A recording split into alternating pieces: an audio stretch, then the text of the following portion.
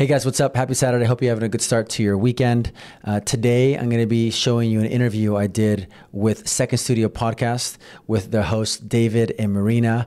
They are architects, and they also have this successful podcast where they interview people in the real estate industry, talking about their journey in their career. So David, Marina, and I had a phenomenal conversation about my story in real estate, where I started in Rancho Cucamonga, selling real estate with my mom, selling $200,000 houses, and then moving to LA, and what that transition was like. I had a really good time talking to them. So make sure you're watching to the end so you get the full story of my journey into real estate. If you have any questions, as always, leave a comment down below. And if you haven't done so already, hit the subscribe button and like button if you like this video. I'll see you on the other side.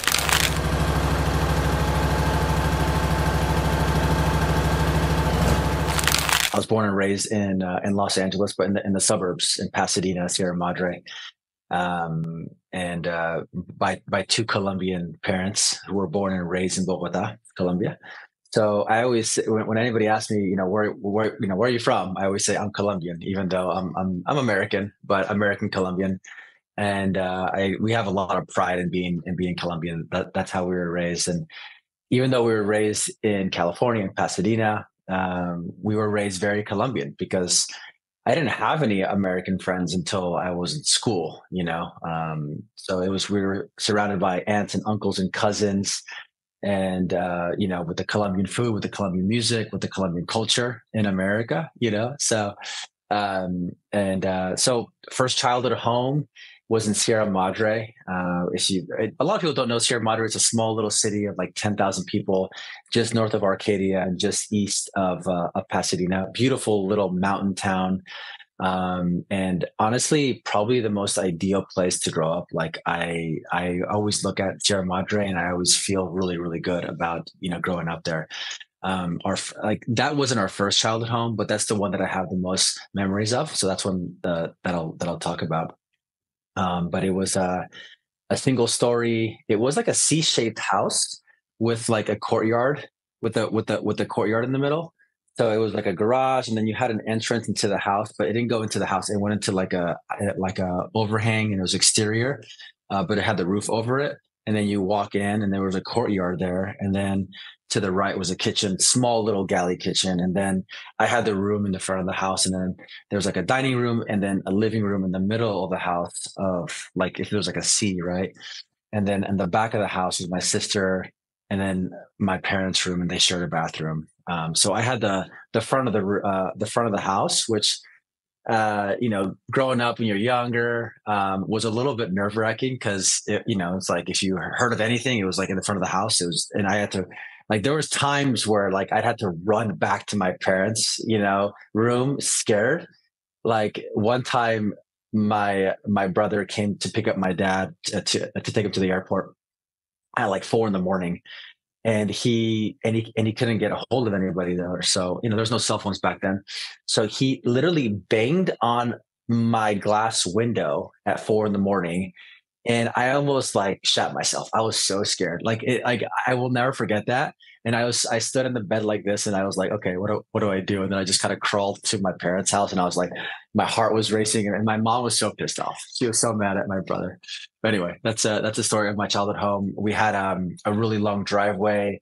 We had a basketball court where I played a lot of basketball. We had a beautiful avocado tree that had a ton of avocados in a time where I didn't like avocados. I wish I liked them like I do now. So I would eat all of them. Yeah, it was a waste. Exactly. But it was a beautiful house. And I think it maybe like, for both my mom and my dad and my sister, I think this was the, probably like the prime time of our family. Like my parents are now divorced, but we hosted a lot of parties there. My dad spent a lot of money putting, beautiful palm trees, and he loved trees. So he spent a lot of money on trees, like tens and tens of thousands of dollars on trees. And we had a pool in the back, and we had an outdoor kitchen. So I'm very, very lucky to call, this home 222 Ramona Avenue home for, I think, about 9 years of my life. And we go back and, look at it. We have our handprints on the sidewalk right in front. So we'll go there and kind of reminisce. But yeah, it was an amazing home. And they haven't changed it. It's like, and it's kind of gone downhill. Like they haven't really taken care of it, which is kind of sad. But yeah, it's good. It's great memories in that home. So, I'm excited to, buy my own home in the future for my own family and to, have something similar for my kids as well. Yeah. Yeah. That's really fascinating. A courtyard house. The avocado Right? tree. I Yeah, I know. think that's one of Avocado my tree's the one thing you dreams. I zoom in know. on. Forget the architect. Let's talk about avocados. But do you think that house made you like?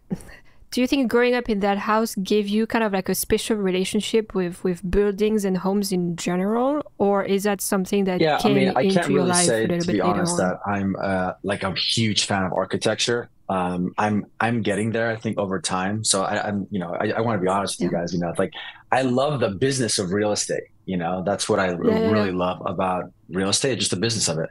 I enjoy helping people. I enjoy, kind of building processes, building a team, figuring out ways to market homes. But like, don't get me wrong, I love architecture. I mean, I just interviewed like William Hefner and Richard Mannion and Jesse Harrison at my office last week, and that was really fun. But I mean, I always grew up. I was very lucky that I never grew up in an apartment. I always grew up in a house, with a yard, and I really miss Yeah. that, living in LA, because I haven't lived in a home since I moved to LA in '09. So I've been homeless, but in an apartment since '09. And I have a great apartment. It's awesome. But I think soon when, I get married and I have kids, I'm going to want a house for sure, because there's something special about having a house, your own domain, your own space and a yard, and, just kind of space to roam around. So I'm looking forward to that in the future. Yeah. I like that point. It's an interesting thing because if I think I grew up also in a single family house in Southern California, and But David doesn't like grass, so but I don't like grass. So it's the front Why? yard. I just allergies. That's all it is. Nothing else. And I find it creepy. I don't like knowing. I don't like not knowing what's in the grass. It disturbs me. Okay. But also, to be fair, the grass that Where did you grow up in and you grew up in SoCal, right? Was it in Orange County? Yeah, the city of Orange.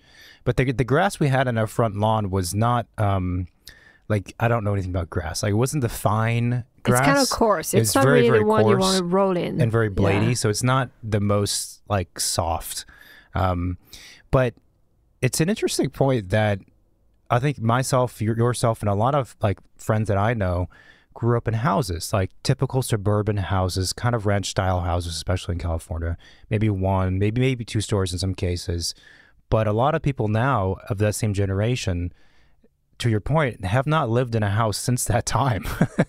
Living in apartments or condos at most, and then hopefully at some point they can have a house. But things have gotten so expensive, and it's a very different living. I don't know if you know, but like in the space of urban design, for a period of time, and I think there's still this belief is that the suburban way of planning was dead because it takes up too much space for the amount of people that we need to house. And there's a lot of kind of reasonings behind that and why it would make sense. I have to say, though, which I agree with, but I have to say, like, subjectively, if I envision my future self, I want a house.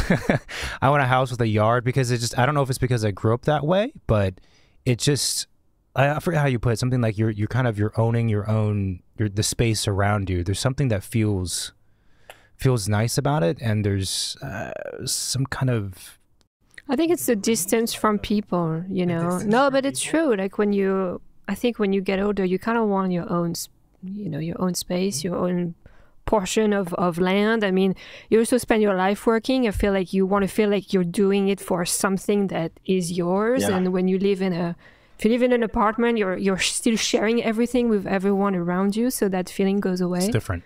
Yeah. Yeah, for sure. I mean, I think, the pride of ownership, especially if you have like a family. I mean, I think most of the buyers out there, I would say, 60 to 70% of the buyers out there are people that are either newlywed or they have a family, right? Mm. So that's, they want to have, their own little piece. When you were growing up in that house, when you went to your friends' houses and things, did you realize that your house was a little bit more special and unique? I mean, it sounds a little bit atypical to have a courtyard. That is atypical for me, to be honest. And an avocado tree. Yeah. It's yeah, I mean, I never really thought it was weird, you know, because I didn't know. I didn't know any better. But like now, like I very rarely see a house that has a courtyard, you know. And we hosted so many events in that courtyard, which is really cool, you know. So there's so many memories of like parties and dancing and food and just family and friends there. I didn't have a lot of friends growing up because again, I grew up very Colombian in an American society. So like growing up in that house, I had some friends. Our closest friends were our next door neighbors, you know, Ashley and Kimberly and Blake. Blake was a kind of a pain in the butt, so like I didn't like hanging out with them. But Ashley and Kimberly were really, really fun. And Kimberly was like a tomboy, so we'd always hang out and we'd do stuff together. But no, I didn't really think that our house was any special. But I did know that like our family, like my mom and my dad, when they were married, it's like my mom's side of the family was pretty big. There's, you know, she had two sisters and a brother and her mom and dad, and they had kids. And then my dad's side also, he has three sisters and a brother. So their house was like the house for the parties, that's the cool. New Year's parties and the Christmas parties. Yeah. And if you've ever been to Colombia, we like to party, you know, we like to drink and we like to dance and we like to have a good time. So, you know, I think in that sense, I knew that it was special. And then when my parents got divorced, it was hard because it's like we didn't have that place to kind of congregate as a family. Yeah, that's interesting. The house that I grew up in definitely was not a hosting house. We didn't host a lot of things, but we had a similar kind of feeling. Actually, my grandparents' house up in the Bay Area in Sunnyvale, and that was always the big meeting spot. And it wasn't a unique house in any regard, but it's an interesting thing, the memories that get associated with a particular piece of architecture. And I remember the strange thing was when that house, when the family decided to sell it after my grandparents passed, one, that was a huge mistake financially, which still bothers me to this day. I don't know why we didn't hang on to that piece of property. Because this was like before they passed away, and it was listed for sale probably in, I mean, what apartment was it living in? It must have been... early 2010s. Yeah, 2010 or something like that. So there's tech, 2012, but not like tech as it is now. But anyway, when that house was listed, the agent, of course, recommended that we do some work to it, aside from clearing out, 60 years of storage stuff, like ripping out the carpet. And it turns out there was nice hardwood floors underneath, and then painting everything white. And the contrast between what the house was when my grandparents were alive and when they lived in it versus when it was listed really blew my mind. It was the same house. We didn't change any of the walls. We didn't change any of the windows or anything, but it was not the same place anymore. And it was pretty remarkable to see. So they did kind of like a renovation of it, or minor renovation. I mean, it was like, tearing up the carpet and then just painting things white. I think that might have been just cleaning it. But I think once you remove all the stuff, it was just, you would almost not know it was the same place unless you like really paid attention. That makes sense. I mean, I do that a lot for my listings. We do a lot of that work, and I think it bodes well for the seller. They end up getting more money by doing that kind of work. Yeah. You ever have sellers come into their house after it's been painted white and they're like, oh my gosh, what happened to my home? Or they're like, oh, actually, it looks pretty good now. I might not sell it. Yes. You get that? Yeah, for sure. Yeah. Really? Yeah, for sure. Oh, yeah. They just needed a remodel. Yeah. Yeah, I mean, like whenever we do this, which is, I don't know, I would say maybe one of every 4 houses, the seller is like willing to listen to the agent and do the work that they that we recommend. It always comes out stunning. Like we always, like we have the right stagers. It's like we'll do very simple things. We're not doing anything major. So I'm not having my clients spend like over 80 or 100 grand. I mean, obviously it depends on the house size and the price range.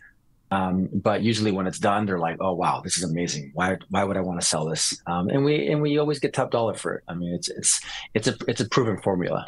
Yeah. Interesting.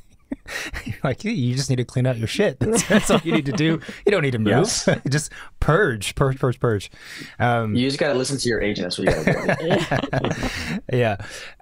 Okay. So you're growing up, Colombian roots, Colombian family. You're in high school.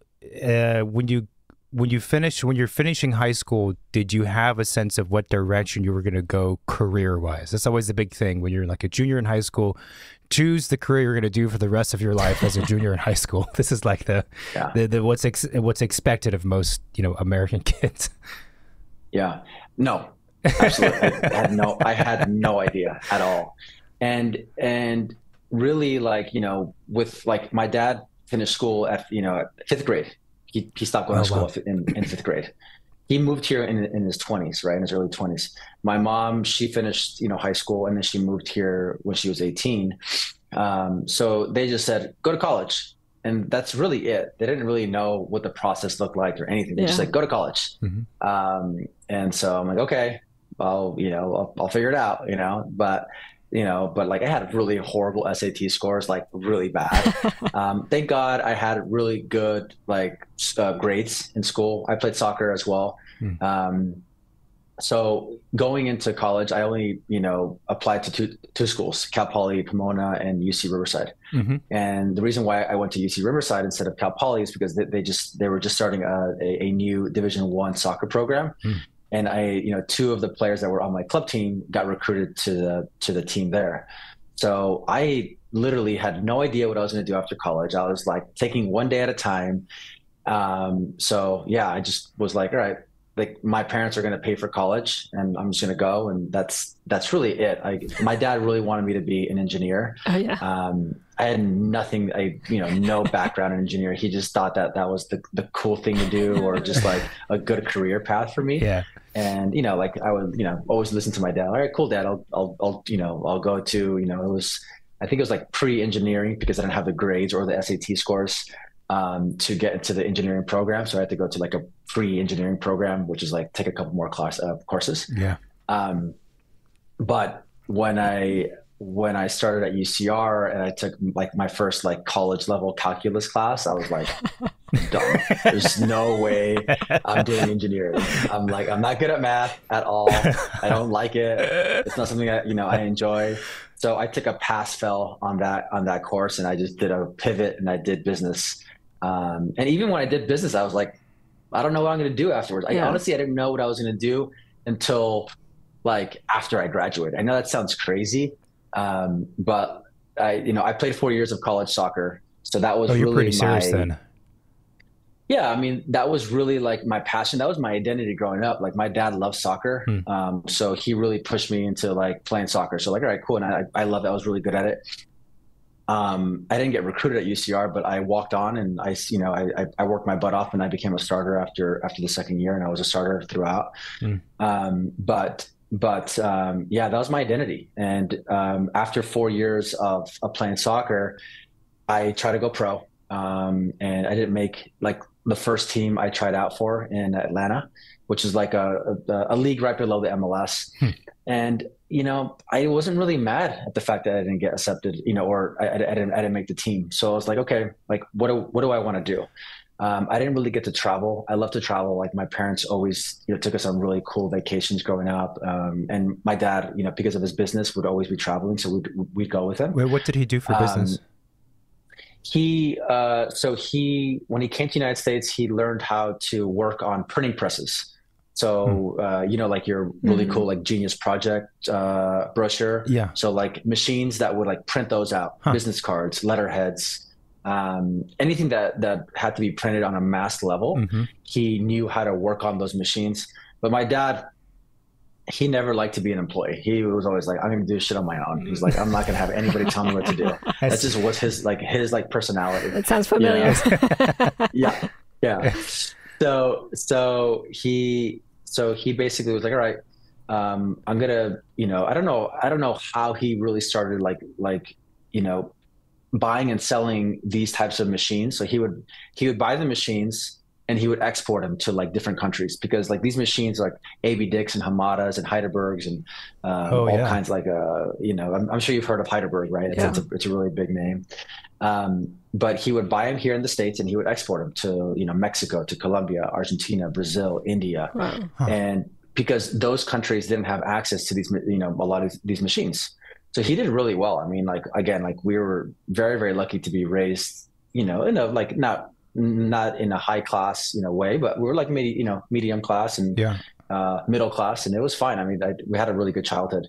But yeah, that's what he started in his business. That's actually really impressive. I was impressed when people move to a brand new country and they just start with something, and then it ends up being some, becoming much bigger. Like as much as complaining as I do about the struggles of our business, I'm like, it could have been a lot different. Yeah. I know. I was curious about, I know we're probably going to get to you traveling abroad, which is a really interesting part of the story, but the soccer, so what position did you play? So I played defense. I really wanted to be like a center midfielder because my favorite player was Carlos Valderrama, who was the guy with the big poofy hair. I'm not sure if you remember him. He was like popular back in the 90s when I was like 10 years old. But anyway, but when I had like my huge growth spurt from like, I don't know, like 5'6", 5'8" to like 6'2" in high school, I lost all my touch and I had to like reinvent myself. So I really never gained like my technical ability, but anyway, I ended up playing defense in college. So like either center back or outside back. Okay, cool. Yes. Nice. And kind of interestingly, that was your passion for a while, but then when you tried out for pro, you mentioned that you weren't heartbroken by that. Yeah. I wasn't like, I knew if I really put my head down and like really focus, I can play pro, like I know that, if I put my mind on something, I'll do it, but it wasn't in me. Like, I just wasn't really, I was like, okay, I didn't make it. And now kind of moving on. I probably did it just to kind of see if like that was like a path. And again, it was just kind of meant to be. Looking back, should I have tried to play? Maybe, I don't know, cause I love soccer, it was always fun. And, you can always start your business in your late 20s or early 30s, but it just wasn't in the cards. But I really wanted to travel. Right. So at that point I had 2 quarters left in college and I was going to graduate in time in 4 years. And I was like, I want to study abroad, So I was looking into that fall of 2005. So I finished soccer in the fall of 2004. Going into 2005, I would have graduated in the spring or the summer of 2005. But I said, I want to study abroad. So that's when I luckily found semester at sea, which is a study abroad program where you travel around the world on a cruise ship with 650, college kids. Oh, wow. And I did that in fall of 2005. So I kind of extended my college an extra quarter. And then that's when I finished college. Yeah. And I think you were the first person to tell me about this program. And I've only met one other person who participated in it, but 600 college students, not all from UCR, obviously. And no, I was the only one. You're the only one from UCR. Is it just a massive party boat?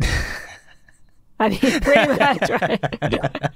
Yeah, it was. I mean, you can imagine. Yeah. The age range from like 19 to 22, and people that love adventure, people that love to travel. So the energy was just like, it was fun. It was a blast. And honestly, that opened up my eyes to what I could like. All my best friendships are from, not all of them, but a lot of my best friendships are from semester at sea. I've gone to like 9, I think I counted the other day, it was like 9 weddings. I've gone to like 5 bachelor parties. I've traveled the world all because of these people, So I would say that impacted my life more than anything that I've done. It was semester at sea. I mean, people talk about studying abroad, like I did and Marina did, but usually it's to one country, or if you're an American, you travel abroad or study abroad rather to one country. Let's say France, you spend a couple of weeks here and there going to all of the European countries that are right adjacent to it. But the what is it? Study by the sea? Semester at sea? Yeah. Study by the sea. Semester at sea, which makes more sense. There was not a lot of studying by the sea, that's for sure. The semester at sea, it sounds like a study abroad, but like kind of on steroids. You have 600 people and it lasts for 1 quarter or 2 quarters? Yeah, it's 100 days, 100 to 110 days. Okay. Wow. Okay, so like a third of the year. Wait, so how many countries did you get to see during that trip? So we left from the Bahamas. We did Venezuela, Brazil, South Africa, Mauritius, India, Oh. Vietnam, Cambodia, Hong Kong, mainland China, Japan, Hawaii, San Diego. So we like That's literally like Oh. circumnavigated the entire world. that's like 12 places or Can we something like join that. now that Yeah. we're older, or is there? You can, you can. Oh, you Yeah, you can? can. Yeah, you can do what's called lifelong learners. So that's something that I want to do in the future for sure, is do that, because honestly, it was like the most impactful Yeah. thing of my life was doing that. That sounds That's really cool. incredible. That sounds really cool. Yeah, I think from that one program, you probably saw more places than most people ever will in their lifetimes. Yeah. That's Yeah, it really opened up my eyes. so. Were you anxious before you left to, first of all, be gone from home for so long with a bunch of people you don't know and going in a bunch of places that you don't know? Like, I feel like, there could be a little bit of anxiety in doing that.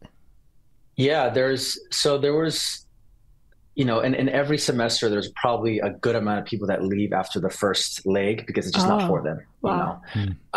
For me, I was excited for the opportunity. Like when I first heard about it, there was only a couple schools that I could have gone because I was already like a fourth year senior. I was like, there's only a couple programs I can do that would, like, the classes would actually work for my major, and semester C was one of them. But no, I don't think there was any. I was just excited. I was super excited to go travel. I didn't know anybody going on the boat or on the ship. Wow. That's cool. There was one person. There was like a friend of a friend's girlfriend who I never knew. She went, and we became friends, Jen. But I wasn't nervous. No, I was excited.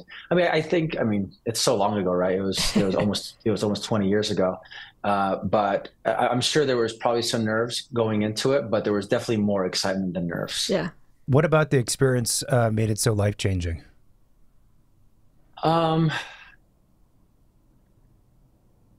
It was the relationships, for sure. I've met, everybody always asks about, which country did you like the most? But to me, the most impactful thing was just the relationships that we formed on that ship.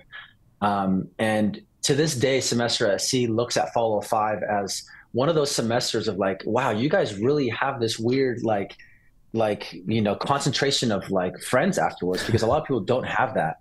Or a lot of semester at sea alum don't have that same kind of core group. We have a huge core group. I mean, it's like, it used to be like 80 of us. Now it's kind of shrunk over time, which is kind of normal. But it's just the people. I mean, obviously, whenever you get off the boat and you're in the new country and you're there for 5 days, and you can do whatever you want. Like, you can go fly somewhere, you can, stay at hotels or like, you don't have to go back to the boat every night. You're free to roam around for about a week in each country, which is so amazing. But being able to like, it just puts you in I guess, different kind of, not really difficult situations, but I think, more uncomfortable and just kind of unknown situations as a young person. And it really grows your confidence as a human being, and I think that's what I got out of it. I think semester at sea maybe made me a little bit too arrogant going forward, in my 20s. But I think it really gave me the energy to be like, I can do whatever I want. Like, and I was always the guy that would like organize stuff. So we'd have like a core group of guys, and they're like, all right, let's go. And so like I'm a big map guy. And back then we didn't have a cell phone with like, Google Maps, which I wish we did. That'd be amazing. But we have like the old school maps, and you lay it down and you like look at stuff. So archaic. I was really good at maps. Yeah, right. I know, but it's so fun, right? So I was a really big fan of like maps. I just like, and I got that from my mom, and just like understanding where I'm at and where to go. But I think it just grew my confidence as a young adult. Was it a little bit weird coming back to the States after being gone for 100 days and be like, what just happened? What now? Like, life is going to be so boring now that I'm back. Like, I'm sure it was strange. It was the most depressing time of my life. Yeah, oh no, it was. Yeah. I was really depressed for about 5 to 6 months. Wow. It was so hard because I just, my identity was soccer. I stopped that. I did semester at sea. Everybody on semester at sea was probably, I think there was only like 15 of the 600 that were not going back to, going back to school. So like I finished college on semester at sea, but everybody else was going back to college. So, you know, on Facebook, see everybody going back to college and having a good time. And I'm like, I got to work, you know, I got to work. I got to figure things out. And that was really hard for me. That was, it was hard. But the good thing, I guess the silver lining was that my girlfriend from semester SC that I met on semester SC, who was my next door neighbor, who happened to be half Colombian too, which is really cool. We were, you know, she was going to UCSB in Santa Barbara. So I would go visit her, and like, so like she really kind of helped me, you know, kind of get through this really difficult process. Yeah. But I would say I was probably, you know, I'm not really a depressed person. Like that's not really natural for me. And I can't say I was like moping around, crying, but I can feel it. I was sad. I can feel it inside of me. I was sad. And back then I didn't really know how to process my emotions. You know, I was young and, you know, really didn't understand that like part of my body. But I think when I started real estate in April of 2006, I think I found something else to kind of like focus on instead of focusing on, oh, I miss my friends from the boat. I miss traveling. I miss all this. And I can't do that anymore. You know, I got to get back into working. So it was a tough transition for sure. So how much time was there between when you returned back to the United States to when you started doing real estate? Was it about that 6 months? December to April. So okay. 5 months. Okay. Yeah, about 6 months. Yeah. And then how did you get introduced to real estate? I remember this like it was yesterday. So I was working for my dad in between, right?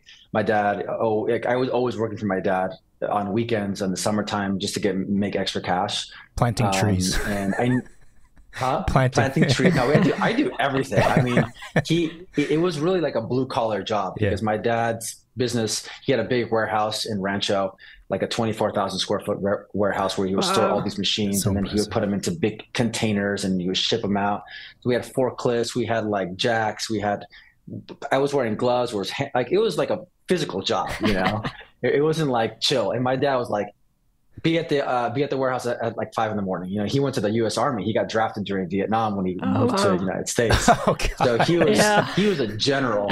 He was a general. You know, so I definitely got my work ethic from my dad because he's a really hard worker, and he's wake up really early in the morning, take cold showers. He would take cold showers and they like outside of the house too with like a hose. You know? Wow. He's pretty hardcore. He's archaic. Yeah. Archaic. You know, I love it. But so I was working for my dad, and then I knew I didn't want to do that. And my dad, you know, he wasn't really pushing me to like be part of the business either. So that was good. You know, I didn't really feel any pressure from his end. But my mom was in real estate, and she had been doing real estate for at that point 8 years. And in 2006, the market was on fire. Yeah. 0% down. Stated income loans. Anybody can buy a house. I mean, like literally anyone could buy a house. It was the wild, wild west. You know, and my mom, you know, she had a great lifestyle. You know, at that point, my parents were divorced. I was living at home by myself with my mom. And, she came up to my room one day, I forgot what day it was. And she came up, she's like, hey, do you want to like help me out and see if you like real estate? And I knew, you know, so to give you context, before semester at sea, I had a summer, right? After UCR and before semester at sea, about 3 months. And I interviewed with jobs. And so I worked at Wells Fargo Financial, which is like an arm of Wells Fargo, which I don't know if it even exists anymore. But we would sell credit cards and, you know, subprime mortgages and all kinds of stuff. So it would be cold calling, right? And after semester at sea, I get an email from my old manager at Wells Fargo. And I told him that when I finish semester at sea, I come back work, you know. And when he sent me the email, I didn't respond. I was like, I'm not going back. I am not doing a 9 to 5. It's not in me. You know, it's like, I don't want to do it. Especially after traveling. Like, I don't want to be confined to a 9 to 5 office and the rules and I don't want to do that. Yeah. So seeing my mom's lifestyle, I think really helped me get into real estate. So I'm like, she makes good money. She's supporting herself. She's traveling a lot. And you know, she's making good money. So I was like, all right, sure, Mom, let's do it. And I really am so grateful that she, you know, inspired me first to get into real estate. But not only that, but really helped me get into the business and really taught me the basics of real estate. And she's the one who pushed me to move to LA. You know, she's like, she called me, she always called me Polito, right? Like little Paul. And so Polito, you know, you should go to LA and sell, you know, luxury homes. I'm like, Mom, I don't know anybody over there. I don't, you know, I was like, no, what am I going to do over there? I was like, I don't know anybody in Beverly Hills or in LA. You know, even though I grew up in the suburbs, like in Pasadena, but I could have been from Wisconsin. Yeah, they're pretty. You know, people who don't know LA is so huge, and Pasadena. If you live on the west side, when people say Pasadena, it's like, oh wow, you're in another state, basically. Yeah. No, it's true. It's so true. So I was like, I didn't really want to do it, you know. But my girlfriend at the time, Taryn, who was a girl I met on semester at sea, after she graduated college, she moved to Brentwood here in the West Side. And so I would go visit her a lot. And I was, you know, I started to like LA more and more because, you know, I had her. And one of my good buddies, Jake, who was an officer at the Marine Corps, and he had finished his like rounds in Iraq, and he was living in downtown LA. And so I would visit him in downtown LA.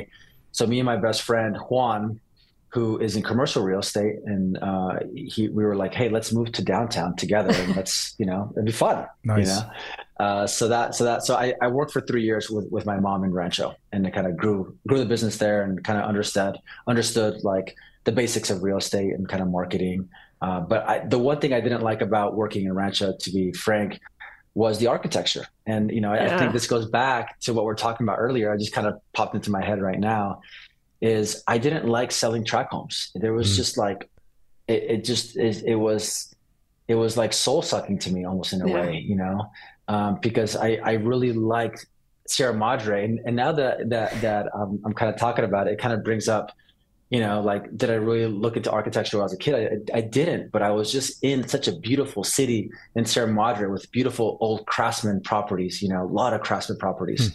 And there was a house across the street off Ramona. It was a huge craftsman. It was gorgeous, a huge lot.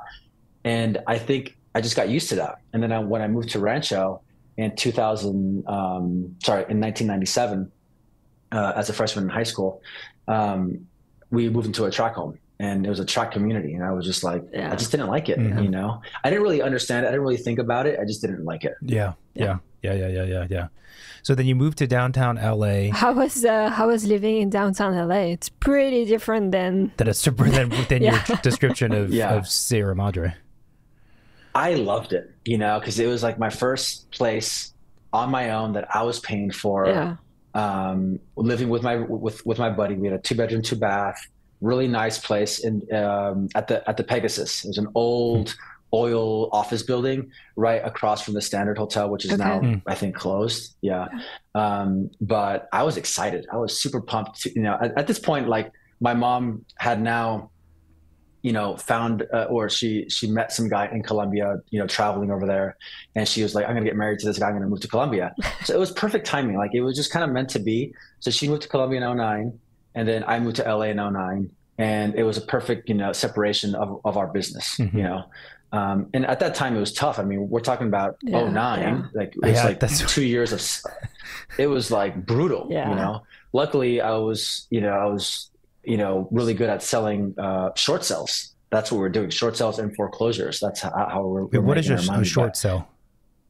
A short sale is when somebody owes more than what the property's worth.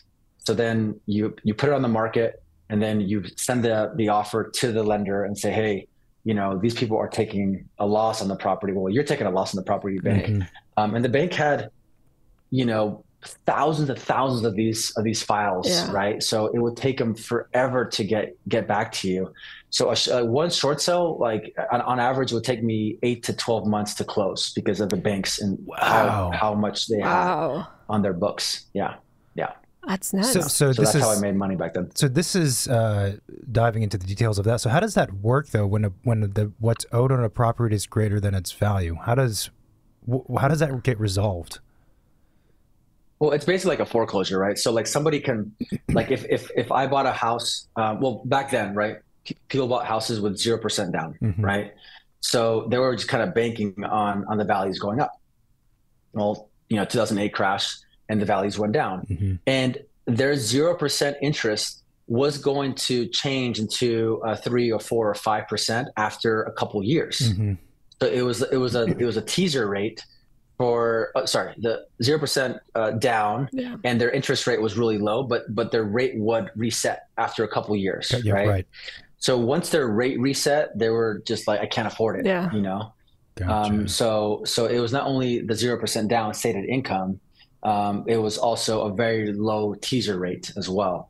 So people were buying $500,000 houses and paying $1,500 a month. You know, crazy, like that. You know, like that. That's not sustainable. You know, and the banks, you know, I don't know if the banks knew what was going to happen, but it was just like, you know, it was just like free money going out. It was like what happened, you know, during COVID with the low rates too. You know, it's also causing an issue right now as well. Yeah. So, when you first started working with your mom in real estate, were there any aspects about real estate that stood out to you as being the most attractive? Was it the business side? Was it the working with people? Was it the architecture? Was it anything else? I think it was, first off, it was the freedom. Like that to me was the most important part. Like I didn't want to be, you know, I didn't want to have a boss and be at a job from 9 to 5. Like that was for me the most important part. Even though I always tell my, you know, like all my, like my team, like all my friends, like I do have bosses. I have multiple bosses, all my clients, all my sellers and buyers, you know? So, you know, everybody has a boss, even the president, right? But to me, it was the freedom of being able to, like, all right, I can grind really hard and make as much as I want. And I think that's the beauty of this business, is that if you really grind, if you have a good strategy and you're consistent and you're able to evolve with the times as well, which is really important, you can really make a lot of money. I mean, there's people in my office that are making, you know, $3-4 million, you know, and that's kind of where I want to get to. And that's in any market. You know, I'm part of a coaching program with Tom Ferry, and there's people there that are making that same amount of money in small markets like Rancho. You know, like I'm saying small in terms of like price range, small. Gotcha. But they're doing units. They're doing, you know, 100, 200, 300 units, which is crazy.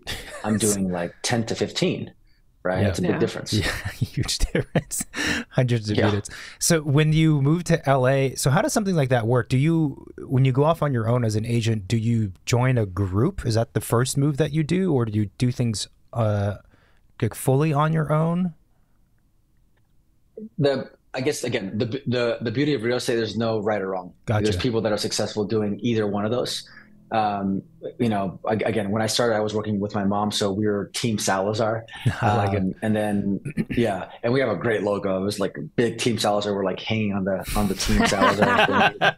I gotta post that somewhere. I had some of the old business cards. It was really cheesy, but it was cool. But when I came to LA, I knew that I wanted to work at Hilton Hyland, which is where I'm at now, because they were the premier luxury brokerage in LA. They sold all the big properties, you know, the Candy Spelling Estate, the Playboy Mansion. I mean, all the you know, the Chartwell Estate. So I wanted to join that company, but I knew that like nobody's gonna hire me. This kid from Rancho, he's, you know, 26 years old, doesn't know anything about LA real estate. So I said, all right, cool. I had saved up money from working in Rancho. You know, a decent amount. And I was always good with money. You know, in real estate, you have to be really good with your money. And I was always learned to, whenever I have a check, I always have, you know, 3 months, 6 months, 12 months of money saved up so that I can pay for the bills that I have now, so that I'm not feeling like, you know, stressed out. Right. So when I moved to LA, I think I had about 8 to 12 months, you know, of like cash reserves. That's pretty good for a 26-year-old. Yeah, but you know, back then you don't have a lot of bills. That's true. That's true. It's like now I would be like 1 month I would cover a whole, you know, 12. It's true. It's like, it's crazy how much money I'm spending now, and obviously inflation. But so I knew, I was like, all right, I want to work for somebody in LA as an assistant. I knew that it would be kind of like a 9 to 5 job, but in real estate is really not like a 9 to 5. It's loose, you know. So I sent my resume out to a ton of agents.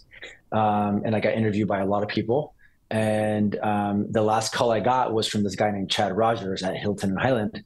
And I was like, "Wow, this is awesome, Hilton Hyland." I'm like, "This is what I want, right?" And he was on the show $1 Million Listing, and I didn't watch that show, so I didn't, you know, I didn't know him.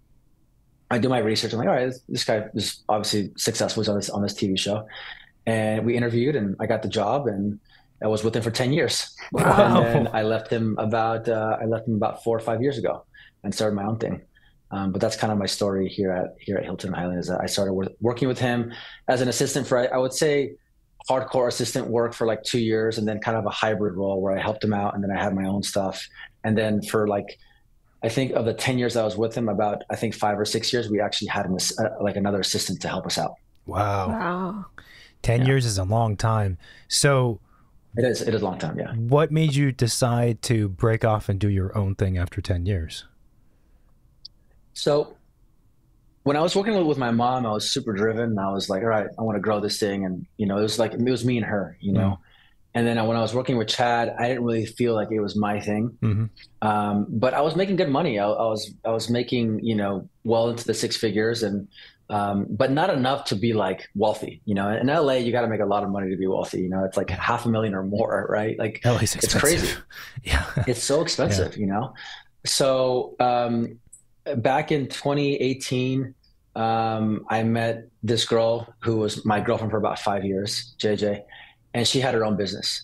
And I was like, man, like I see her like just struggling, but also, you know, kicking butt and like, you know, just working and just like really using all the resources that she has, friends, investors, her parents, to really, you know, grow her swimsuit brand. And she did really, you know, really well. So she really inspired me. You know, I always give credit to her because, you know, she wasn't really pushing me to do anything, but I was like, man, she's awesome. You know, like I got to get my shit together.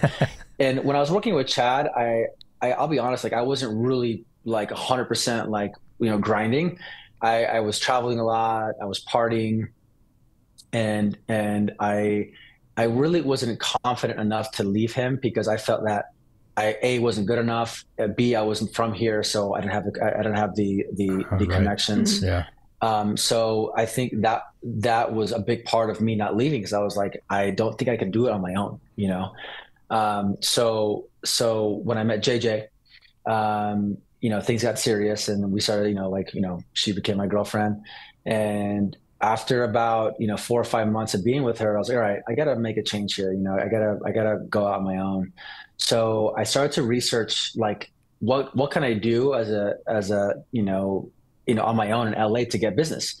Because I did have some clients, but I didn't have a ton of clients. I made a lot of my money from his clients, and then also some of my clients. So if I left, a lot of my income would just be completely zero, wiped out, right?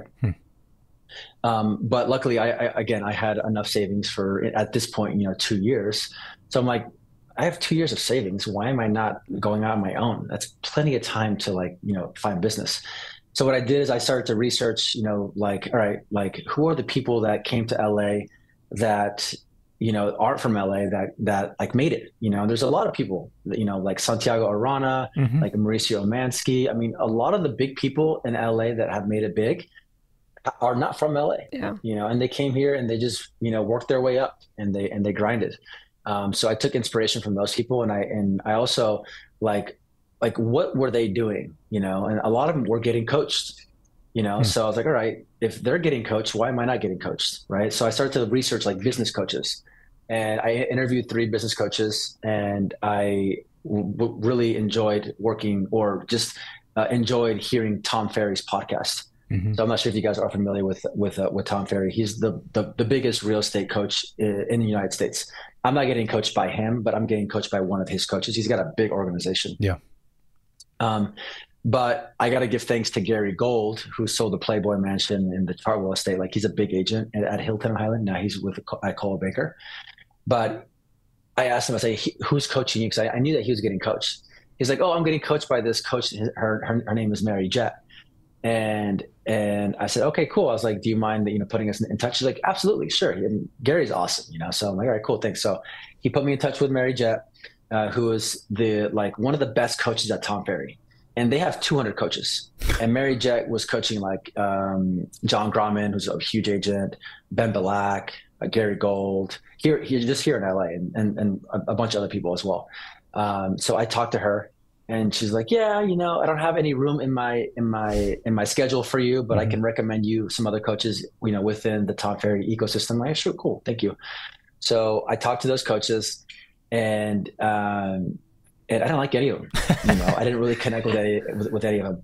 So I called Mary Jet. I said, Mary, you sent me all these 3 people. Honestly, I didn't connect with any of them. I really connected with you. I know that you're busy, but I'm very coachable and I'm ready to grind. Like, can you please coach me? Like, I'm hungry to like get coached by you.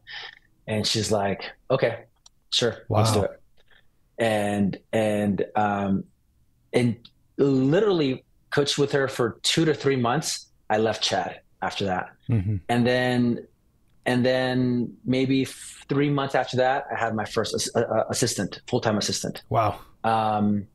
And so she just like, it was just like a rocket ship, and it was like a quantum leap. It was crazy. It was just like, I just went to this next level, and I had all this experience from working with Chad, and I'm very grateful for my time with him, because he really exposed me to doing big deals. I mean, we did in 2012, we did 2 of the biggest deals in LA, one in Beverly Park for 21 million, 56 Beverly Park for 21 million, and a property, I think 7133 Birdview in Malibu for about 21 million too, as well. So he exposed me to working with business managers, attorneys, with high net worth individuals. And I think that gave me the confidence as well. But yeah, I mean, I think that was my journey to working on my own, was my ex-girlfriend now, JJ, Tom Ferry coaching, Mary Jet. And I only had Mary Jet, unfortunately, for about 8 months, because then Tom hired her as the head of all coaches. Oh, no. So I was like, no, I was just getting started with you. We're doing all this stuff. You're leaving me now. But no, I'm lucky enough to have like Jeff Mays, who's an amazing sales coach, and he helped me get to that next level. And right now I have another coach. Her name is Coach Tasha, who's also as well very, very good. So I'm just very fortunate to be surrounded by really good coaches. And it was so weird, because like I've always been coached in soccer my whole life. And until 2018, I was like, coaching, like that's like lame, like coaching, like I know what to do, but obviously I don't know what to do. I'm very, very grateful for Tom Ferry too, who has created a phenomenal mastermind, which is what it really is. It's a big mastermind. And we just learn the strategies that work for all the, from all the top agents around the United States. I learned what their strategies are, and what works for them. How do they get business? How do they help their sellers? How do they help their buyers? Right. And how to market yourself to get more business. So it's been a fun journey so far. I've been with them for now 5 years. It's a crazy story. So I have like a lot of questions. The sort of working semi-chronologically. The first one is like, so what are some of the biggest differences between working with clients, buyers or sellers, who are in the $5 million house range, $2 million house range, versus the ones that are 15, 20 million and that kind of break? Because that's a huge difference. Was there anything when you started working at that higher tier where things were different? Yeah, the stakes are higher. The stakes are higher, so that means there's more competition. So in order to get those clients, you have to go all out. We have, I think it's like, I don't know, tens of like 20 or 30, 40,000 agents in LA. Wow. There's so much competition, I know. But at the top tier, it is even more competitive, because every deal is $250,000, $500,000, right? So you'll do whatever you can to get those deals. So I think that's the biggest thing. And, and the clientele, not always, but the clientele is probably, is usually a little savvier, right? Yeah. They've bought and sold multiple houses. So they know what they're talking about, and they're probably business owners or CEOs. Yeah. So they're very sharp. So you got to be on your game. Are you less likely to interact directly with the client for houses like that and more likely to just interface with their assistant and attorneys? Yeah. When you're getting into the 10 plus, I would say, yeah, there's a 50-50 chance that you're going to be working with somebody else because they're so busy. Yeah. And that, I mean, you'll talk to them for sure, but it's not as often as, sellers in a lower price range. Yeah, it's interesting because I think also at that tier, obviously, that individual has multiple properties. It's very unlikely they have just one. And I mean, I can understand what you're saying with the stakes and the competition for sure. I could also see where a lot of the pressures that come with working with, let's say, a buyer who is about to purchase their forever home, and the house is about $2 million, relative to LA context now. There's a lot of kind of, not constraints, but criteria and other things that come with that kind of sale and transaction versus someone who clearly has the money to buy another $15 million property. Like there's less pressure actually for those houses in many ways than the ones that are the 2 million range forever home that has to fit all this stuff perfectly. Yeah. I mean, look, every buyer has their criteria, and some buyers are a little bit loose and some are just like, they're really like pigeonholed into what they want. And, the one thing I tell buyers when I'm working with them is you have to be flexible. You're never going to find the perfect house, like, it's like finding a partner in life. It's like, you have to like, what are the things that you really need? And then what are the things that you want, and then, let me work towards that. But this is a tough market right now. There's the inventory is super low, rates are high. The upper echelon, price ranges, 10, 20 million plus, it's really slow right now. Inventory is really high.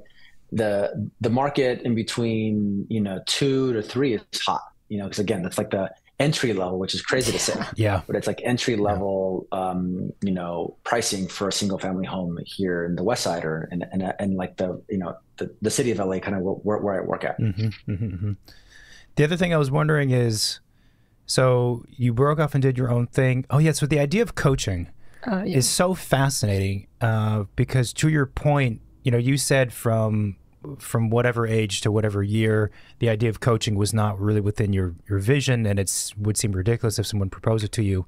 And I would say that most people probably have that same mentality, and even a lot of business owners probably have the same mentality of, I don't need a coach, I could just figure it out on my own. But you found it to be extremely helpful, which is great.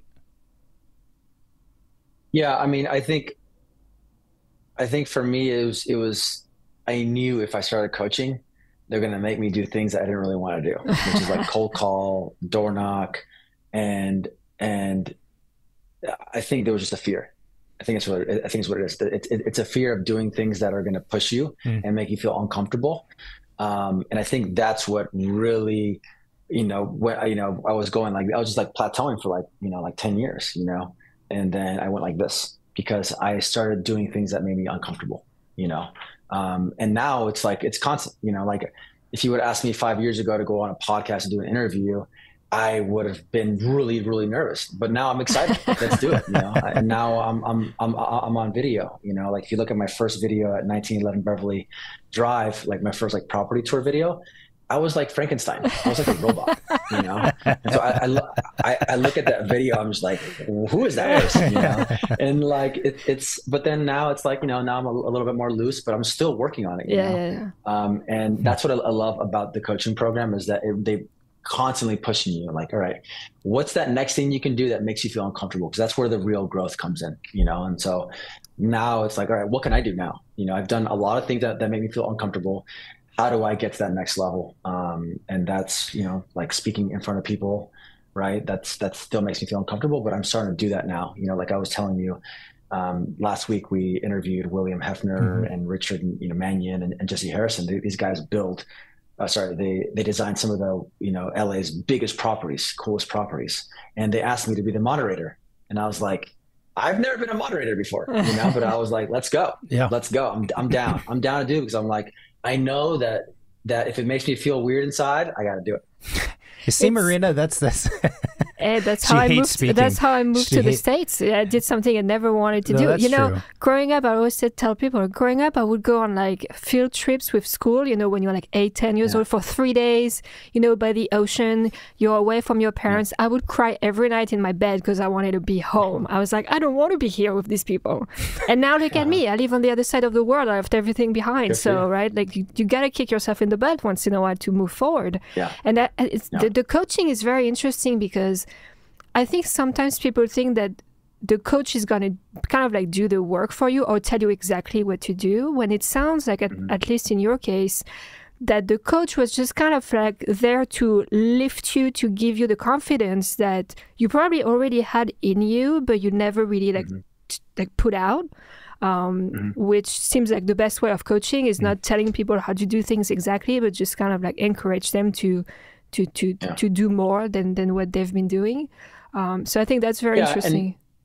And not only that, but like there's, I don't know how many clients they have, but they have these big events. Like I was just in one in Orlando like 2 weeks ago, and you get to meet other people that are doing these cool things too. So so it's like, again, it's a massive mastermind. So like right now, in about an hour from now, I'm going to be having one of the Tom Ferry clients like me that is in Long Beach. Her name is Gia Silva. She's going to come and coach my team for half an hour about what's made her successful, and so we have those opportunities to meet people that are doing big things, and I love that. I love to surround myself with people that are doing big things, because again, like you've heard the saying, like whoever you surround yourself is who you're going to become, right? The mastermind approach is very interesting too, and I think that's something that we are noticing architects are starting to do more and more. And it's interesting to notice that different industries are getting more into it. It feels like there is a need to kind of like come together as a community within a profession and just help each other out rather than stab each other in a way. Which is interesting with real estate, because I think from an outsider point of view, it's perceived as being very competitive. But it also sounds like there is a lot of resources that are shared among people from that community. Yeah, so, what is that? How does that work? Right? Well, I got to be honest. I think this is why I love this coaching program and the community around it. It's because here in LA, it's like nobody wants to share what they're doing, because it's like you're in the market, you're in the same market, right? But with these people, they're from all over the place. Yeah. I mean, there's some from LA, but they're from all over the place. And Tom always says, look, we're not talking about anything new. All these strategies are things that you can find online. And even if you share them, it doesn't mean people are going to do them. So like I've come to the conclusion over the last, since I started coaching with a Tom Ferry, is that I'm going to give value. I'm going to tell people what I do, because at the end of the day, it's like, they're probably not going to do it. Yeah, that's true.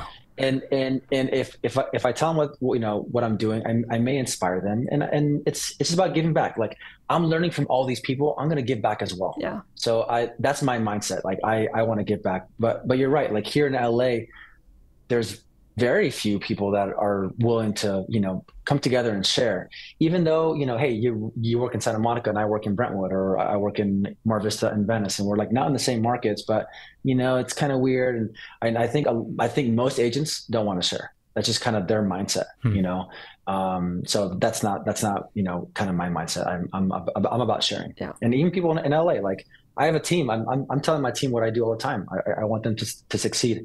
And in any given day, if they want to leave, they're welcome to leave. They're all independent contractors, and they'll leave with all the information that I've given them, and hopefully that'll empower them.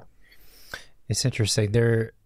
I think there's been a shift, as Marina said, within our profession, the architecture profession, toward more of that. And I think it's a few things. I think one, it's a generational shift. Yeah. I think and certainly the younger generations are just far more interested in the mastermind mindset and the sharing and caring mindset, rather than competition in a negative position, which historically has always been more of the way that architecture has occurred as a profession.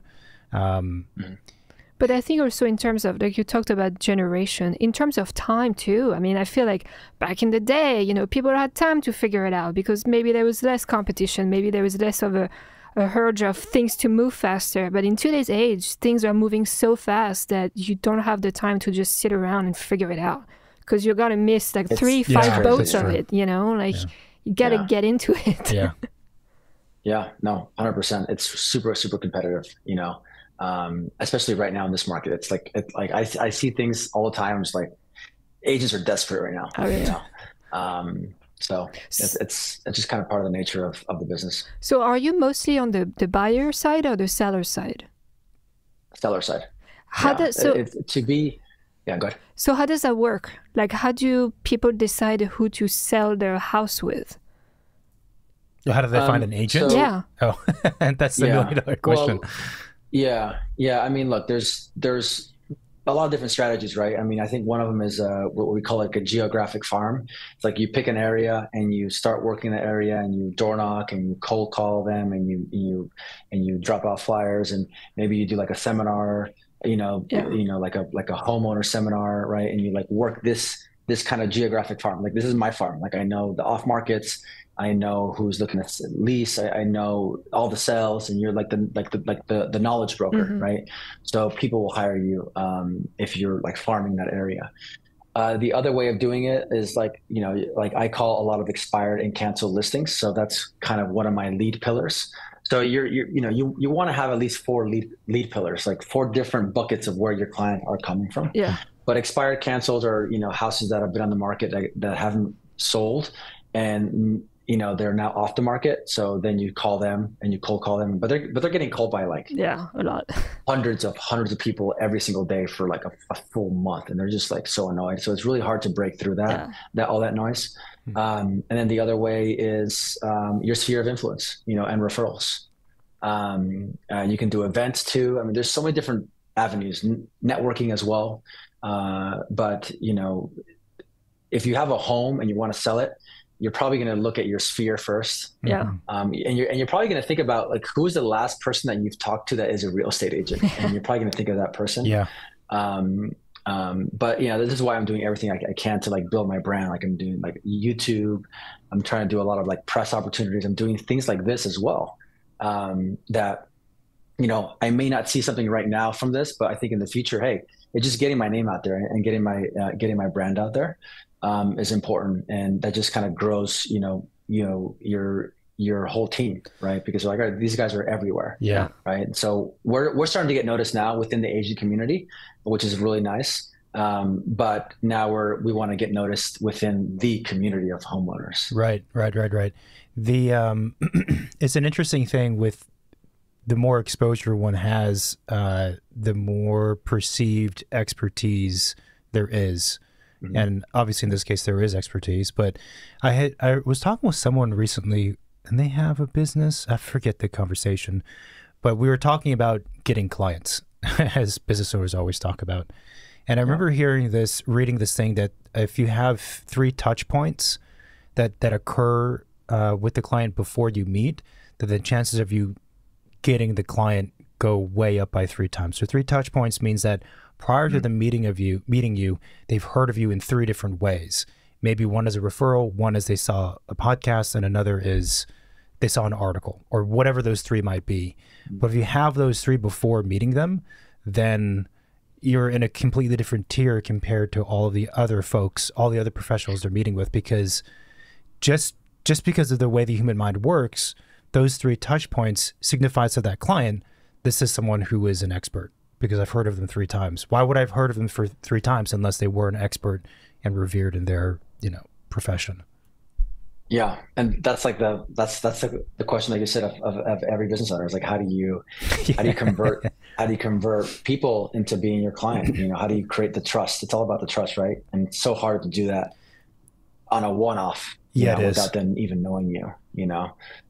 So, and again, in a market with thousands and thousands and thousands and thousands of agents, like, how do you get to that top level? It's like, it's a lot of work. But it's fun. It's a game. It's really just a game. Yeah.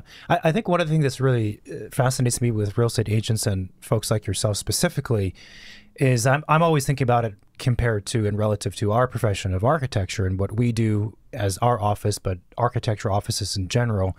And I think that sometimes, how do I put this, amongst architects, that real estate agents sometimes get kind of a bad rap because of you're in the sales business, which is the business that we're all in, frankly.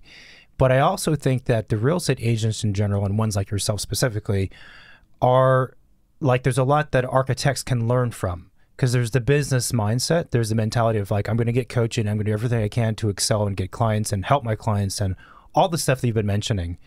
And I do find in the architecture community, architects are much more reserved. And I think a lot of them, even to this day, still perceive all of that stuff as being sort of sleazy. It has that kind of, that feeling, that taste in their mouths. And I'm like, it's not. If you're a good professional, you're a good person, then you should be trying to get as many clients as possible, because you assume, therefore, that you can actually help them. You're not a bad architect or a bad real estate agent. But also, kind of to Marina's point too, with the way things work now, you have to engage in that mindset. Otherwise, I don't know, you're just relying on dumb luck that something will happen. That doesn't seem to me like a great strategy. No, and if you want to be successful, like you have to do 200% of what you should be doing. And if you're an architect and you want to do better work, you gotta have a bunch of project opportunity to be able to get better and better and better. And I think also in our case, not to go on, but I think that the problem that architects architects have as a group is we're not good at conveying to the average person what it is we offer as a value. And what's our value, right? And that's the number one thing you have to learn to convey when you have a business is what value you're bringing. Otherwise, no one's going to pay you $1,000, $10,000, $100. No one's going to pay you anything if you don't do that. And I think anyway, so I think on our side, our profession has not been doing a very good job of that. And I think it also ties into this, again, the mentality of like, well, I don't want to think about what I do as sales or business development, because those seem I'm too respected as an architect, you know what I mean? Well, I mean, speaking about money is, depending on what profession you're in, it could be kind of the topic that's a little bit taboo, which I feel like architects are getting better at talking about money with their clients, because it is at the core of what we can design and build. So we need to talk about it. On the other side, realtors you have to talk about money, because it's, it's also at the core of the services that are being provided. Do you feel like the expectation on the clients that you see since, let's say, COVID era have changed in terms of how much they're expecting to sell or buy properties for? Yeah, for sure. I mean, we always say in real estate, like sellers are always, 6 to 12 months behind the current market, like in terms of their mindset, it just, things are not flying off the shelf. There's a new mansion tax. But going to your last point, it's like, a lot of real estate agents are sleazy, so it's like, it's really hard to like convey like, hey, I'm here for you. Like I want to give you value. I want to support you. So it's like, how do we do that in like an hour of time or half an hour? It's like, they can also say, oh, this guy's just BSing me. Right. So I think that's also tough for us as well, is that we have a bad rap because of a lot of the bad people in our business. And it's just unfortunate. There's the level of, I guess, requirements to get into this business is very low. It's not like, if you want to become a lawyer or a doctor or anything like that, where you're making a lot of money, you have to go through all the schooling and all this stuff. But real estate, it's like, pass the exam, 6 months later, you're a real estate agent, you can sell a $100 million house, right? It doesn't mean you're an expert. And so that's I think the tough part is we're having to kind of deal with those bad actors. And now everybody perceives us as this one big group of like, this is how you guys are all, and I get that all the time. I get that all the time. And that's really tough. Yeah. The perception that the average person has of your profession and you as a professional, what you do that's a whole subject unto itself. And it's one of the issues that I think all professions face for sure. I think ours definitely does. I mean, you survey, let's say, 10 people, and you ask them, what does an architect do? You're going to get 10 completely different answers. And it's so hard because it's like, and it's hard too, because I find, you were talking about how do you connect with someone within the first 1 hour meeting, and maybe that's the only shot you have, or the first shot you have, and maybe the only one. That's also such a good question. It's something I'm thinking about constantly because, of course, after practicing for like, I don't know how many years now, and having how many years of school and having practiced in other states and done all these projects, this is me conveying my weaknesses. I have sometimes a really hard time of how do I take all that experience and condense it into an hour, but then only pull out the good stuff that makes sense for this person, but also not sound like an encyclopedia that's going to bore someone to death, which I love to do. Like, there's just a lot of things happening in that 1 hour, and it's so difficult. It's so difficult. Yeah, there's a good book. It's called the Social Styles Handbook. Really easy to read. Probably read it like in a couple hours, but it talks about like the different personalities and how to move those people from, where you want them to move, like, from uncertain about you to like certain about you, like how to build trust with the different personalities. Because you have the drivers, you have the amiables, you have like the influencers, and you have the analyticals. And every one of those 4 personalities are completely different. Analytical wants to hear all the numbers. Drivers don't want to hear all the numbers. They just want to know like what the end goal is. Like there's like the CEOs, the business owners. Amiables need somebody else to help them, come to an answer or like a resolution. And then you have the influencer who wants to hear, wants you to tell them how good they're, how great they are. Yeah. Right. So understanding every social style and every personality is really important when it comes to sales. And it's psychology. Yeah. It's like, it's all it is. Right. So that's what I'm learning as well all the time is like, all right, I always try to identify who they are before I meet them. Like I'll Google them, on LinkedIn, let's see who they are. If they're a doctor, okay, they're probably gonna be a little bit more analytical. If they're a business owner, they're probably gonna be more of a driver. If they're a CPA, they're for sure going to be analytical. Yeah. So you start to understand these different personalities, and then you can shift the way you communicate to them so that they understand you more. So much work. Part of it too is that some days I'm like, I don't care. I just want to do cool architecture. I don't, Yeah, there is so many other things we have to know. I know. Being a business owner is like that. You have to be a marketer, you have to be in sales, and you have to be operations. All 3 of those things. It's like you're probably only good at one of them, right? So yeah, this is that's the key too. I think at some point you realize that the game that you have to play is also about finding the good people that do something better than you do, or do what you can't, and then just partner with them or bring them on board or whatever it is. Perfect transition to my next question. Okay. Yeah. So how big is your current team? So we have 4 agents besides me, so 5 of us total agents, and then we have an operations manager. We have a part-time social media manager that manages all of our social media, like posting and all that stuff. Yeah, you guys do a pretty good job. Yeah. Thank you. Yeah, he's in Dublin. And then we found a great video editor / graphic designer in the Philippines.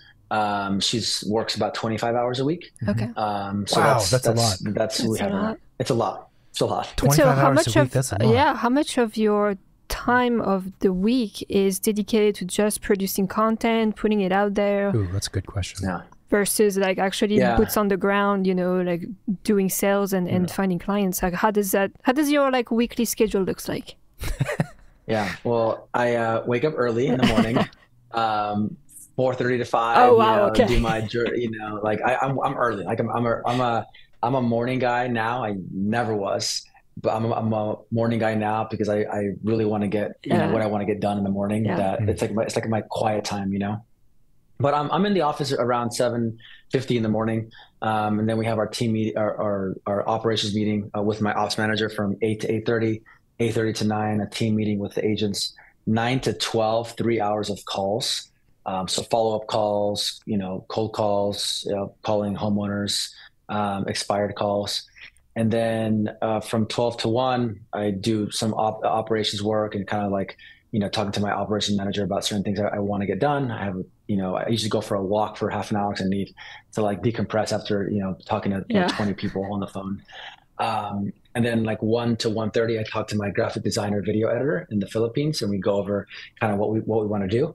And then the rest of the day is open to either door knocking in certain areas that I want to, go after, or doing, projects, like, so we're always working on some kind of project, like, workflows or, email campaigns or text campaigns. We're always working on that kind of stuff. So we're always growing the business. So there's never like a time in between 8 and 5 that I'm like just chilling. Unfortunately, it's just like this is really highly focused. And then, in between, again, in between 1:30 and 5, I'll do content, right? So I'm trying to do at least an hour of content per week. And that will, then my video editor will like cut that into reels, and she'll do the YouTube video, like long form. So that's my schedule right now. And so we have to talk about, we're coming up on the time, but we have to talk about you started a podcast and all these other social media content creation endeavors, and you've recently completed a studio, which is really cool, which is what you're in right now. Which is why it looks so good too. It's like the best video we've had as a guest, I think. Thank you. So, what is your?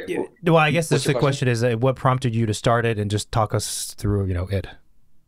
Yeah, this is all like coaching, and Tom always says like, build your brand online. This is the easiest way to build your brand, and we're really highly focused on YouTube right now, because YouTube is the second largest search engine, right? It's owned by Google. And, if you search on Google, you'll get videos from YouTube, right? So we're trying to create good evergreen videos that will last 10 years, that were like, they'll get a lot of views and hopefully get phone calls. We've gotten a couple leads, but not a lot from YouTube. So I can't say we're successful yet, but we're growing it. And it takes time to like grow the, your YouTube channel. But in the beginning, that's the hardest thing for agents, is to be on video, right? So that was really probably one of the hardest things for me, was to transition from, like doing difficult things, which is like making phone calls, and then now I got to be on video. It's like, what else you gonna ask me? You're gonna be on TV next. Watch out. Then I gotta be on TV, right? It's like, gosh, that would be so difficult. but honestly, it's the video part not only grows your brand, but it also makes you do the most uncomfortable thing, which is be on video, And now when you're on video, now you're much better at presenting at a listing appointment or with clients, and then, I always send them like, here's my YouTube channel, so they can see me now on video. And that's like another touch point, like you were saying, David, earlier. It's like, now they see me on video, right? Like, oh, this guy is on video. He's a great listing videos and pretty good content, right? And so now they see me as the expert because I'm on video, right? So that it was all from the coaching program. Interesting. Well, you said that it took practice, or you were uncomfortable to start with, but I don't think anyone watching this would know that it was ever the case in the past for you. You seem quite comfortable with it, or you're pretending very well. Again, it just you just have to start. It's going to be uncomfortable. Nobody's like, I don't think there's a few people that are like really good on camera, like my sister. I'm sure she'll be good because she was always in front of the camera when I was a little kid. Yeah. And I was like, literally, I was the shy kid, and I had a really bad stutter growing up. So that was really hard for me as well. But you start and you just get better. That's it. Yeah. It's like anything else. It's a muscle. You just get better and better and better at it. And then you become more natural, and you don't get nervous, and you get excited. When we first started doing video, which was not until like halfway through the life of the podcast, it was weird. It was bad. It was bad. It was all kinds of bad. Sure. The first video we recorded and we put out some bits, I remember watching myself and thinking, why am I doing that? No one ever told me I do this weird thing with my hand. I'm like, why am I doing that? It's so strange. Stop that. Yeah. I'm like, how many years have I lived? No one ever told me don't do that with your hands. It's distracting. The final question it makes you feel very, very vulnerable. Yeah. I think that's the hard part. It just makes you feel very vulnerable. Yeah. But you're right. It's very uncomfortable, but also if you can do it, you're one of the few people who are doing it. You know, not everybody would do it. So it already puts you in like a different category. Then you get better at it 100%. and puts you in the next better category. And it's a work in progress. And I think it's worthwhile It's trying. definitely a work in progress. For sure. Yeah, for sure. The final question that I always like to ask is, what is your favorite building? My favorite building? Oh, that's a great question. What is my favorite building? It's funny because I asked the same question last week to like William. Yeah. What's your favorite? The first thing that just popped in my head, and I'm not sure if it's the favorite one, but I'm going to go with it. Yeah. It's my gut, right? Yeah. Is the Chemisphere. I sold a house just below the Chemisphere. You know, the John Lautner house, that really cool like spaceship looking house. Yeah. The one on the movie Charlie's Angels. Yeah. Mm-hmm. But it's in Hollywood Hills and it's overlooking the valley, so it's looking north.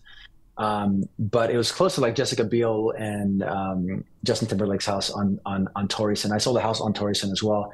So whenever I drove by that house, I look up and I see the Chemisphere, and it's such a cool house. That's pretty good. You know, and it's owned by that guy that owns all those cool books. Tashin? I forgot. I don't know. Tashin. There you go. So he owns that house. Oh, cool. Okay. But that's a really cool house, and it just popped into my head. Yeah. But I don't really have a favorite, to be honest. I mean, I love Spanish architecture. I love Craftsman. One of my first houses in Pasadena was a Craftsman, so I love Craftsman. I like modern houses, but warm modern houses, you know, with a lot of wood. I'm not a big fan of like the really modern cold houses with tile and like a lot of tile. I like warmth. But we're so lucky to be in a melting pot of cool architecture here in Los Angeles, for the most part. Not always, but like I went to Barcelona last year for the first time, and I was like blown away. I was like, this is such a cool city for architecture. I mean, it was so cool. Yeah.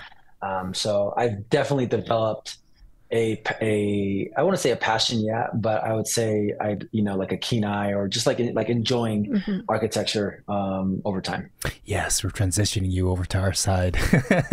Let's go. Paul, thank you so much for making the time on a Friday morning, starting this off. It was a great way to end the week. Appreciate it a lot. Yeah. Thank you. Thanks for having me over. I really appreciate it. So what did you think? How did you like my story? It's not the conventional story in real estate, but it's also not unconventional. I feel like a lot of people that are in real estate come from a real estate background. Like I said in the interview, my mom was in real estate and she got me into real estate. So I'm very thankful for my mom, and hope you liked the video. If you have any questions, if you want to reach out to me, feel free to do so. Easy to find me on my website, paulsalazargroup.com, or Instagram as well, at Paul Salazar Group. If you haven't done so already, hit the subscribe button, like button if you like the video, and leave a comment down below if you have any questions. I'll see you later.